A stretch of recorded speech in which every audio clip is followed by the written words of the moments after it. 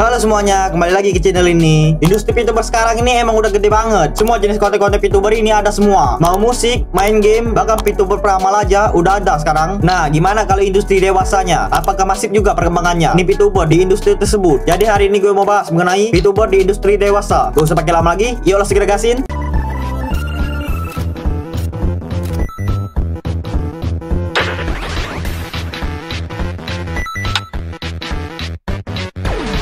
Kita bahas yang pertama dulu, dari industri manga hentai, atau dojin, atau ero manga. Terserah lu lah mau manggilnya apa. Nah, berita yang ini sedikit unik banget dan kayaknya beneran fresh banget, sumpah. Tentang VTuber yang debut dengan pakai iklannya media dojin. Gila kan? Yakni YouTuber ngiklanin YouTube-nya itu pakai manga hentai. Bener-bener gila banget kan? Dia tahu banget emang strateginya bahwa mayoritas fans anime suka yang kayak gituan. Jadi ini VTuber mempromosikan akunnya itu pakai manga hentai tersebut. Nama VTuber tersebut bernama Towa yang memiliki desain karakter cewek Gyaru. Jadi pas banget emang udah nih VTuber. Dia ini membuat manga pendek untuk mempromosikan debut VTubernya ini dengan berkolaborasi sama artis hentai yaitu Renji Armadillo. Kayaknya udah umum banget lah nama itu karena udah terkenal banget juga. Mungkin kalian udah sering juga dengar nama itu kalau sering nongkrong di situs-situs kayak gituan.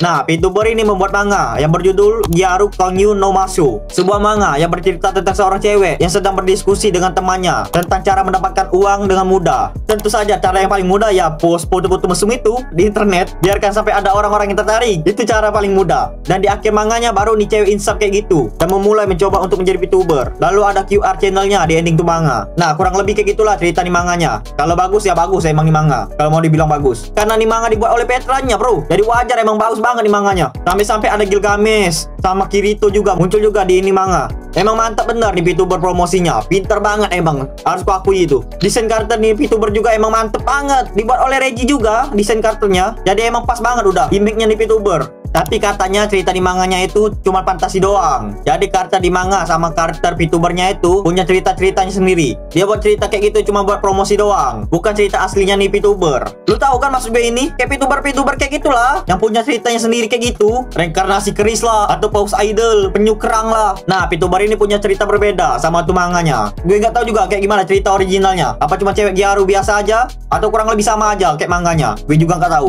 Tapi terlepas kalian suka nggak sama anime VTuber, gue harus akui, nih VTuber bener-bener pinter banget. VTuber mana coba mempromosikan channelnya pakai dojin? Kayak cuma VTuber ini doang yang melakukan hal kayak ginian. Setahu gue ya. Kalau kalian pernah dengar VTuber lainnya yang kayak VTuber ini juga, komen aja di bawah. Kita bahas yang kedua, yaitu VTuber bokep.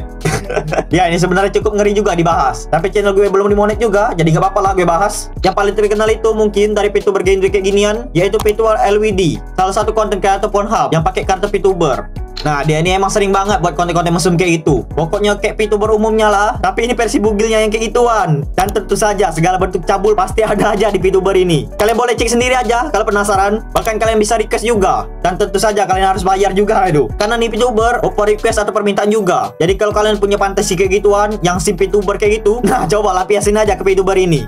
VTuber terkenal lainnya yang pakai konsep kayak ginian lagi tuh adalah Project Melody, VTuber dari agensi Pisojo. Gue nggak tahu kalian tahu nggak dengan VTuber ini, tapi ini dari agensi Pisojo. Itu agensi udah terkenal banget, bro. Jadi kayaknya VTuber ini emang udah terkenal juga.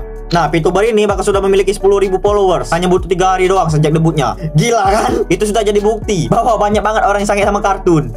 Berbeda dengan VTuber tadi yang mainnya di Pornhub langsung. Nah, di VTuber debutnya di Chaturbate. Sebenarnya nih platform sama aja, tapi yang ini platform streaming yang plus-plusnya. Kalau yang gue baca lagi ini VTuber cuma AI doang, yang berarti ini VTuber cuma robot doang, yang digerakin doang berarti. Beda dengan VTuber tadi yang langsung dimaininnya oleh manusia. Lah VTuber ini cuma AI doang yang ngomongnya. Astaga.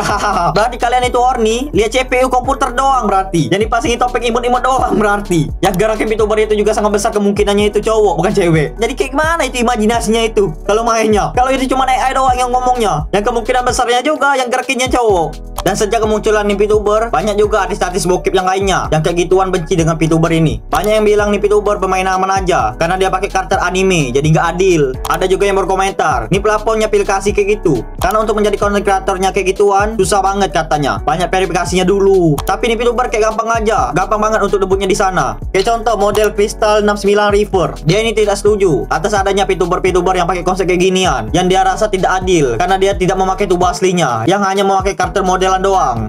Sebenarnya banyak banget VTuber lainnya yang pakai konsep kayak ginian, tapi dua itu aja cukup lah. Kalau kalian mau cari yang lainnya, bisa aja cari LWD Tubers atau VTuber porn. Nah, itu istilah sebutannya untuk VTuber bokep yang kayak ginian. Kita bahas yang ketiganya, yaitu VTuber yang menjual alat kelaminnya. Alat kelamin yang gue maksud di sini nih kayak dildo kayak gitu, atau yang sering disebut dengan Hona hole. VTuber yang menjual alat kelaminnya tersebut bernama PP. Nah, VTuber ini menjual alat tersebut yang dia klaim bahwa itu beneran alat kelaminnya. Sebenarnya hal kayak ginian udah umum banget dilakuin artis-artis dewasa yang kayak gituan. Karena ini juga udah termasuk merchandise juga emang. Jadi wajar memang kalau artis dewasa menjual kayak ginian. Jadi kalau ada artis atau perusahaan yang berhubungan dengan hal-hal yang dewasa kayak gitu, pasti besar banget kemungkinannya juga untuk jual alat kayak ginian. Tapi kalau untuk kasus VTuber kayak gini, kayaknya cuma VTuber ini doang yang pertama kali yang jual alat kayak gini. Karena biasanya VTuber itu jualnya Dakimakura doang, atau Opaimos kayak gituan doang. Nah, VTuber ini sampai jual kayak ginian langsung. Gila banget emang sudah. Kalau kalian mau merasa kayak gimana rasa VTuber itu, nah beli aja nih produk, biar mimpi kalian jadi kenyataan. Sebenarnya setelah gue cari-cari lagi, banyak banget hal aneh kayak ginian, sumpah. Tapi banyaknya bukan dari kasus VTuber. Kayak contoh, sekarang orang-orang udah banyak banget itu hoodie sama karakter 3D render kayak gituan. Dan itu masih banget Jok perkembangannya, sumpah. Dan banyak juga orang yang bener-bener sangat berat sama tuh karakter.